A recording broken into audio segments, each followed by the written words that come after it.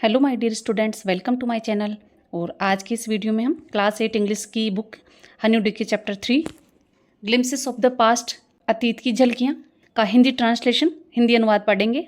इस चैप्टर में 1757 से 1857 तक की कुछ झलकियाँ यानी पास्ट की कुछ बातें बताई गई है कि किस तरीके से अंग्रेजों ने भारत में अपने व्यापार के साथ साथ अपना साम्राज्य फैलाया था। आए तो वो यहाँ पर केवल व्यापार करने के लिए थे, लेकिन धीरे धीरे उन्होंने अपना साम्राज्य फैला लिया और भारतीय राजकुमारों को, जो कि दूरदर्शी नहीं थे उस वक्त, उन्होंने एक एक करके उनको जीता। और ये तो उनका रूल शुरू से ही रहा है कि फूट डालो और राज करो। और जब ब्रिटिश रूल बढ़ने लगा तो वे लोगों पर जुल्म करने लगे, उनके अधिकार छीनने लगे, लोगों में असंतोष की भावना पनपने लगी। लेकिन कुछ समाज सुधारक, कुछ शासक दूरदर्शी भी थे। उन्होंने अंग्रेजों के खिलाफ विद्रोह किया। स्वतंत्रता के लिए पहली लड़ाई 1857 से शुरू हुई और देशभक्त अंग्रेजों के विरुद्ध मरते दम तक लड़े। और यही आज़ादी से पहले की कुछ बातें, जब अंग्रेज भारत में आए थे, किस तरीके से उन्होंने अपना रूल बढ़ाया था, किस तरीके से लोगों पर जुल्म किए थे, कुछ पिक्चर्स के माध्यम से इस चैप्टर में मेंशन की गई है। स्पीच बबल्स के द्वारा, उक्ति मुखड़े यानी कि जो किसी कैरेक्टर के द्वारा बात कही जाती है, एक एक वर्ड का मीनिंग बताने की मैं आपको कोशिश करूंगी ताकि आपको चैप्टर अच्छे से समझ में आ जाए। तो शुरू करते हैं, और शुरू करने से पहले वीडियो को लाइक और चैनल को सब्सक्राइब कर लीजिए। बिफोर यू रीड, आपके पढ़ने से पहले, here are some pictorial glimpses of the history of our country from 1757 to 1857। Here are, यहाँ है, सम पिक्टोरियल ग्लिम्पसेस, कुछ चित्रात्मक झलकियाँ यानी कुछ तस्वीरें यहाँ पर दी गई है, ऑफ द हिस्ट्री, इतिहास की, ऑफ आवर कंट्री, हमारे देश की, फ्रॉम 1757 टू 1857, 1757 से 1857 तक के बीच की। दीज पिक्चर्स, ये तस्वीरें, एंड स्पीच बबल्स, उक्ति मुखड़े यानी जो किसी कैरेक्टर के द्वारा जो बात कही जाती है उसे स्पीच बबल्स कहते हैं। These pictures and speech bubbles will help clarify your understanding of the conditions that led to the event known as the first war of independence in 1857। These pictures, ये तस्वीरें, एंड स्पीच बबल्स, उक्ति मुखड़े, will help clarify, स्पष्ट करने में मदद करेगी, your understanding, आपकी समझ को, ऑफ द कंडीशंस दैट, उस समय की स्थिति को, लेड टू, जो कारण बनी, द इवेंट नाउन एज, घटना जो जानी जाती है, the first war of independence in 1857, 1857 में स्वतंत्रता का पहला संग्राम के रूप में। यानी जो तस्वीरें हैं और जो उक्ति मुखड़े हैं हमें उन हालातों को समझने में मदद करेंगे जिनके कारण 1857 में स्वतंत्रता का पहला संग्राम हुआ था। ये देखिए, फर्स्ट पिक्चर है द मार्टर्स, शहीद। ये जो तस्वीर है ये आज़ादी के बाद की है। इस पिक्चर में ये लता मंगेशकर हैं, जो कि हमारे देश की मशहूर गायिका रही है। और ये पंडित जवाहरलाल नेहरू, जो कि भारत के प्रथम प्रधानमंत्री रहे हैं। लाल बहादुर शास्त्री, इंदिरा गांधी, ये भी हमारे देश के प्रथम प्रधानमंत्री रहे हैं। ये झांसी की रानी, बाल गंगाधर तिलक, लाला लाजपत राय, भगत सिंह, ये सब स्वतंत्रता सेनानी थे, फ्रीडम फाइटर थे। और ये जो पिक्चर है, at a function in Delhi, Delhi के एक समारोह में, O my country man, let your eyes fill with tears as you recall the sacrifice of India's martyrs. तो ये दिल्ली के एक समारोह में जब लता मंगेशकर ने ये सॉन्ग गाया था, बहुत ही पॉपुलर, जो कि हम सब जानते हैं सॉन्ग के बारे में, ए मेरे वतन के लोगों, जरा आंख में भर लो पानी, जो शहीद हुए हैं उनकी जरा याद करो कुर्बानी। इस सॉन्ग से हम अपने शहीदों को, हम अपने स्वतंत्रता सेनानियों को याद करते हैं। सेकंड है द कंपनीज कन्क्वेस्टेस 1757 टू 1849, कंपनी की जीत, 1757 से 1849 के बीच की बातें हैं। With its superior weapons the British East India company was extending its power of 18th century India. With its superior weapons, अपने आधुनिक हथियारों से British East India company was extending, फैला रही थी, इट्स पावर, अपनी शक्तियों को, इन 18th सेंचुरी इंडिया, 1800 शताब्दी में भारत में।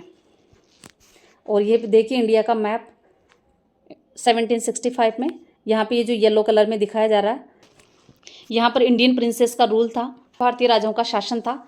और ये जो पिंक कलर में दिखाया गया है ये ब्रिटिश टेरिटरी थी, केवल इतने से क्षेत्र में अंग्रेज फैले हुए थे, लेकिन धीरे धीरे करके वो पूरे भारत में फैल गए थे।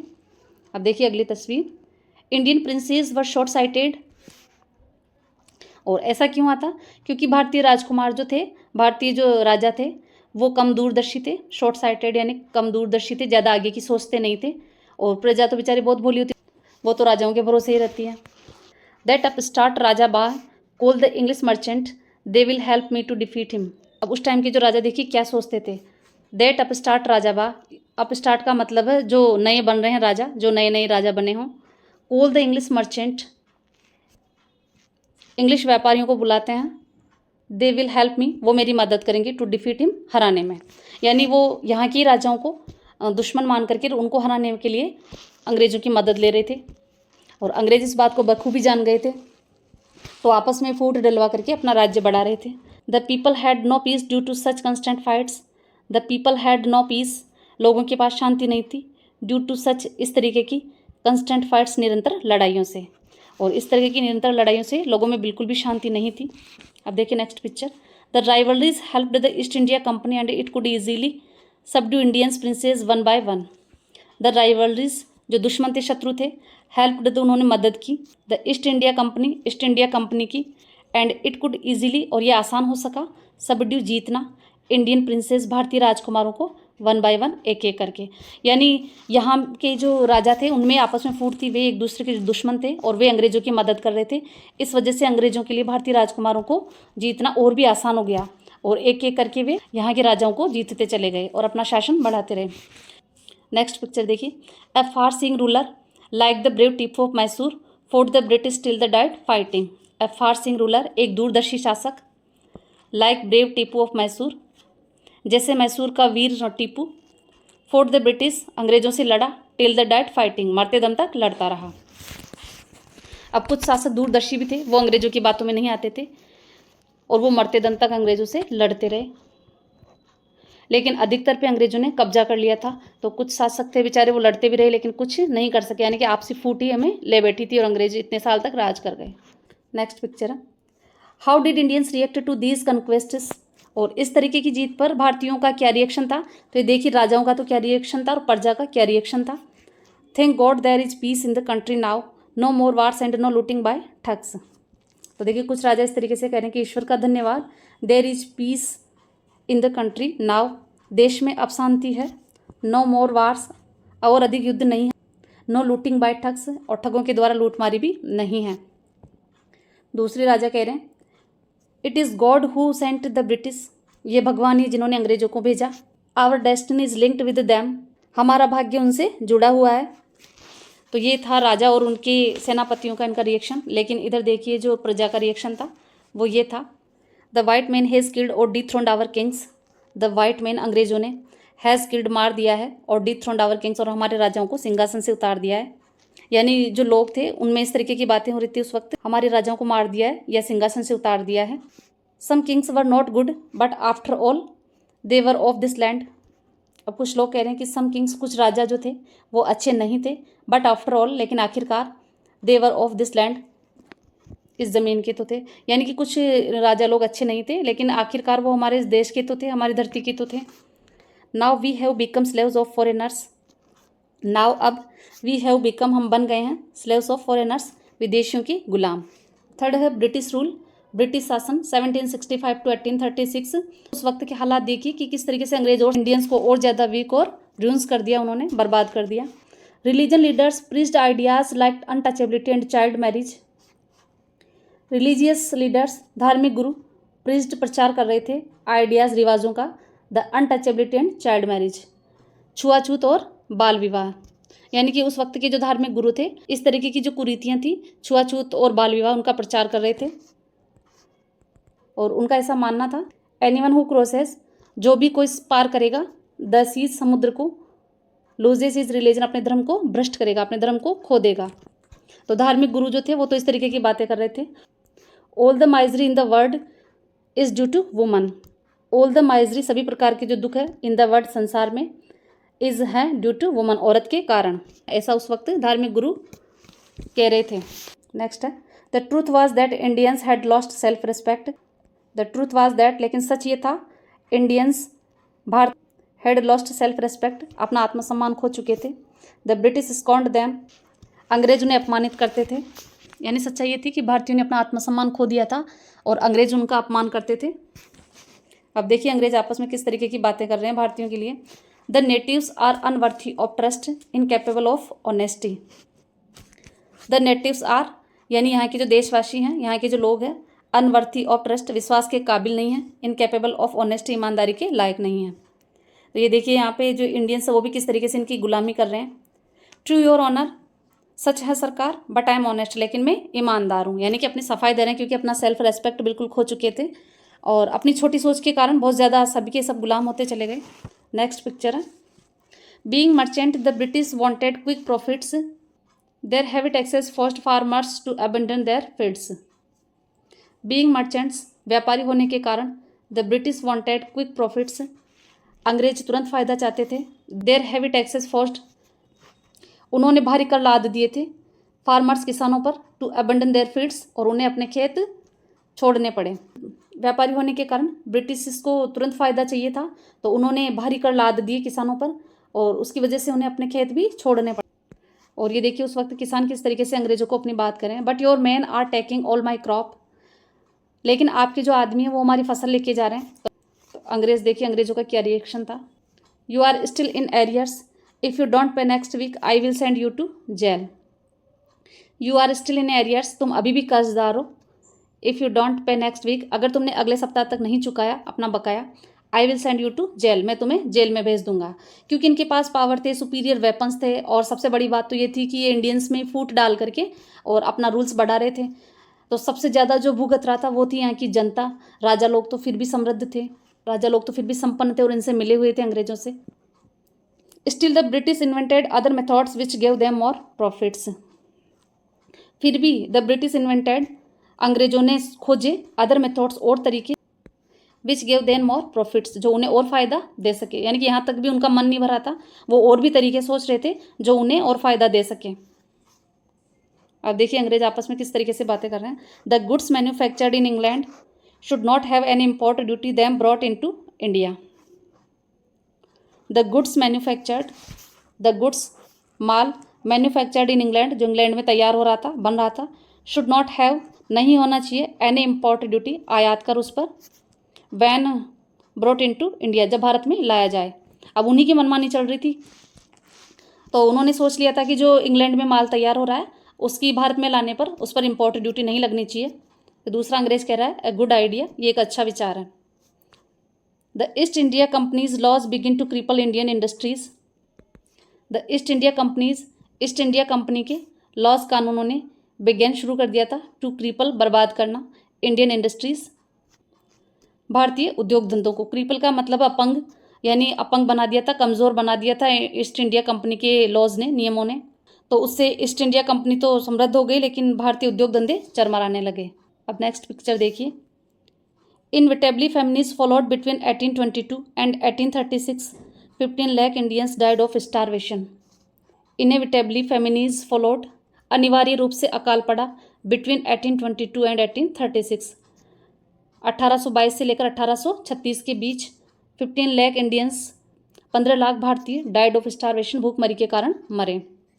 The British policies ruined the expert artisans and their businesses, the British policies, अंग्रेजों की नीतियों ने, रूइंड, बर्बाद कर दिया था, द एक्सपर्ट आर्टिजन्स, कुशल कारीगरों को, एंड देयर बिजनेस, और उनके व्यवसाय को।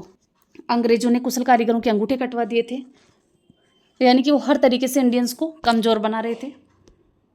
फोर्थ, राजा राम मोहन राय, 1772 1833, राजा राम मोहन राय 1772 से 1833 तक। Raja Ram Mohan Roy, a learned man from Bengal, understood what was wrong with the country. Raja Ram Mohan Roy, a learned man from Bengal, Raja Ram Mohan Roy एक शिक्षित व्यक्ति जो बंगाल से थे, अंडरस्टूड, समझ गए थे, व्हाट वाज रॉन्ग, क्या गलत था, विद द कंट्री, देश के साथ या देश में, यानी देश में क्या गलत हो रहा था, तो राजा राम मोहन राय जो कि बंगाल के एक शिक्षित व्यक्ति थे वो समझ गए थे। Let us not despise ourselves, our ancient culture is great and we are capable of greater achievements, we must first reform our society, superstitious have been ruined us. Let us not despise ourselves, हम अपना वेश नहीं बदले, हमें अपने आप को नहीं बदलना चाहिए। Our ancient culture is great, हमारी जो पुरानी संस्कृति है वो महान है, and we are capable of greater achievements, और हम महान उपलब्धियों में समर्थ हैं। वी मस्ट फर्स्ट रिफॉर्म, और सबसे पहले हमें सुधारना चाहिए, आवर सोसाइटी, हमारे समाज को, सुपरस्टिशियस, अंधविश्वास, हैव बीन रूइंड अस, हमें बर्बाद करते रहे। तो ये देखिए राजा राम मोहन राय कह रहे हैं कि हमें अपने वेश को नहीं बदलना चाहिए, और हमारा जो कल्चर है वो महान है, और हम महान उपलब्धियों में भी समर्थ हैं। सबसे पहले हमें हमारे समाज को सुधारना चाहिए, क्योंकि अंधविश्वास जो है हमें बर्बाद करते रहे। He told his wife Uma, उन्होंने अपनी पत्नी से कहा, cows are of different colours, गायें विभिन्न रंग की होती है, but the colours of their milk, लेकिन उनके दूध का रंग इज़ द सेम, समान होता है। Different teachers have different opinions, but the essence of every religion is the same. Different teachers, अलग अलग शिक्षक, हैव डिफरेंट ओपिनियंस, अलग अलग मत रखते हैं, but the essence of every religion, essence यानी सार, निचोड़ प्रत्येक धर्म का, इन द सेम लेकिन एक ही होता है। नेक्स्ट पिक्चर देखिए। He was attracted by science and modern knowledge. He was attracted, वे आकर्षित थे, by science and modern knowledge, विज्ञान और आधुनिक शिक्षा के द्वारा। Knowledge should be practical and scientific, ज्ञान व्यवहारिक और वैज्ञानिक होना चाहिए। तो देखिए, he started newspaper but the suspicious British stopped them in 1823। He started, उन्होंने शुरू किया, न्यूज़पेपर्स, अखबारों को, बट द सस्पिशियस, लेकिन संदेही, ब्रिटिश स्टॉप्ड देम इन 1823, लेकिन संदेही अंग्रेजों ने उसे 1823 में रुकवा दिया, क्योंकि वो जान गई थी कि देश में क्या गलत हो रहा है। तो वो लोगों में अवेयरनेस, जागरूकता फैलाना चाह रहे थे, तो इस वजह से उन्होंने अखबार शुरू किया, लेकिन अंग्रेजों ने उसको भी बंद करा दिया। नेक्स्ट पिक्चर देखिए। He crossed the seas and went to England to see what made the British powerful, there he told them. He crossed the seas, उन्होंने समुद्र पार किया, एंड वेंट टू इंग्लैंड, और इंग्लैंड गए, टू सी, देखने के लिए, what made the British powerful, अंग्रेजों को कौन सी चीज़ शक्तिशाली बना रही थी। देयर ही टोल्ड दैम, और उन्होंने उनको कहा, we accept you as rulers and you must accept us as subjects, but you must remember the responsibility a ruler owes to his subjects. We accept, हम स्वीकार करते हैं, यू एज रूलर्स, शासक के रूप में आपको, एंड यू मस्ट एक्सेप्ट, और आपको भी ज़रूर स्वीकार करना चाहिए, अस, हमें, एज सब्जेक्ट, जनता के रूप में। यहाँ सब्जेक्ट का मतलब जनता है, प्रजा है। बट यू मस्ट रिमेंबर, लेकिन आपको ज़रूर याद होना चाहिए, द रेस्पॉन्सिबिलिटी ए रूलर, एक शासक की जिम्मेदारी, आवर्स टू हिज सब्जेक्ट, जो अपनी जनता के प्रति होती है, अपनी प्रजा के प्रति होती है। तो ऐसा राजा राममोहन राय उन अंग्रेजों को कह रहे हैं कि हम आपको शासक के रूप में स्वीकार करते हैं, लेकिन आप भी हमें जनता के रूप में, प्रजा के रूप में स्वीकार कीजिए, और आपको ये भी याद होना चाहिए कि एक शासक की जो जिम्मेदारी होती है वो भी आपको याद होनी चाहिए। फिफ्थ है ऑपरेशन 1765 टू 1835। ऑपरेशन यानी उत्पीड़न, किस तरीके से अंग्रेजों का अत्याचार बढ़ता ही चला गया। But the British continued to oppress Indians in 1818। They had passed regulation third, under it an Indians could be jailed without trial in a court. But the British, लेकिन अंग्रेजों ने, कंटिन्यूड, जारी रखा, टू ऑपरेस, उत्पीड़न करना, Indians, भारतीयों का, इन 1818, 1818 में। दे हैड पास्ड, उन्होंने पारित किया, रेगुलेशन थर्ड, नियम थर्ड, अंडर इट, इसके तहत, एन इंडियंस, भारतीय, कुड बी जेल्ड, जेल भेजे जा सकेंगे, without trial in a court, court में, न्यायालय में बिना मुकदमा चलाए भारतीय जेल भेजे जा सकेंगे।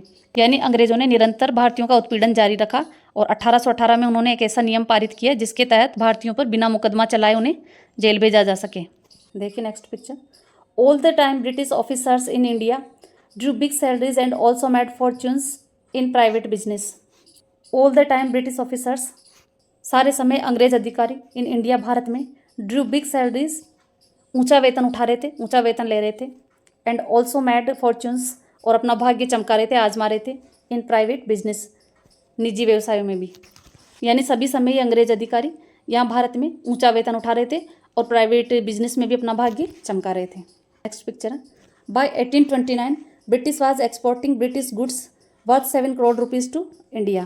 बाय 1829, 1829 तक, ब्रिटेन वाज एक्सपोर्टिंग, ब्रिटेन निर्यात कर चुका था, ब्रिटिश गुड्स, ब्रिटिश माल का, worth 7 crore rupees to India, लगभग 7 करोड़ का भारत में, 7 करोड़ का माल ब्रिटेन इंडिया में 1829 तक निर्यात कर चुका था।